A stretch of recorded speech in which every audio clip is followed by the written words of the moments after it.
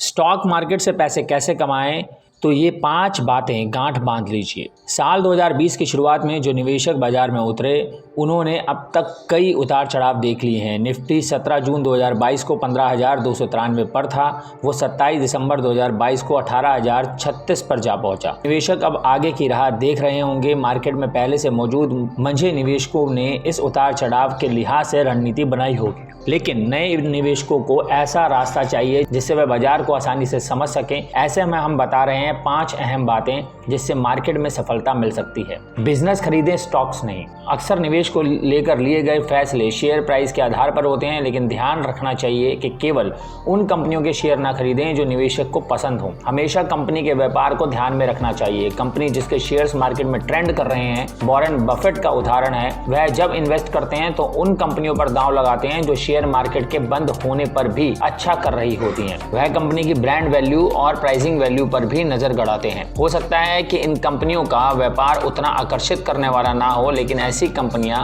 Income का स्थायी स्रोत होती हैं। किसी भी स्थिति में शेयर होल्डर की कीमत बढ़ाती हैं। लंबे समय के लिए निवेश में फायदा।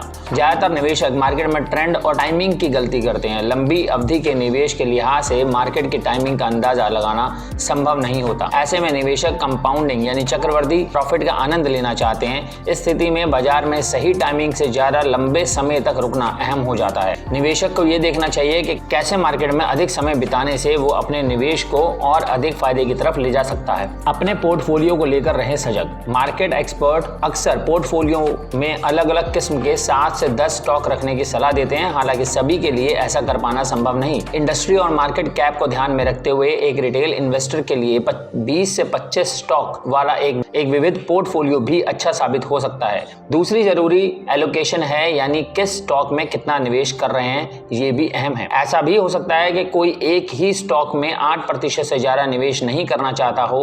रिस्क लेने की क्षमता, टारगेट और अन्य फैक्टर्स के आधार पर प्रति स्टॉक 3 से 7% का अनुपात ज्यादा प्रैक्टिकल है। मसलन बीते साल मार्केट में नए निवेशकों को 40 से 60% का नुकसान हुआ, इसलिए ऐसे किसी एक स्टॉक में 10% या उससे अधिक का एलोकेशन पोर्टफोलियो को 4 से 6% तक नुकसान करा सकता है। समझदारी इसी में है कि सभी अहम फैक्टर्स पर ध्यान रखते हुए एक संतुलित पोर्टफोलियो बनाएं। कंपनी से जुड़ा रिस्क, मार्केट कैप, ग्रोथ और वैल्यूज जैसी चीजें देखकर ही स्टॉक को अपने पोर्टफोलियो में शामिल करें, ताकि मार्केट के उतार चढ़ाव के बीच नुकसान का खतरा कम हो और लंबी अवधि में ये आपको पैसे बनाने में मदद कर सके। कितने से करें शुरुआत? ज्यादातर लोगों को लगता है कि निवेश के लिए एक भारी भरकम रकम की जरूरत होगी।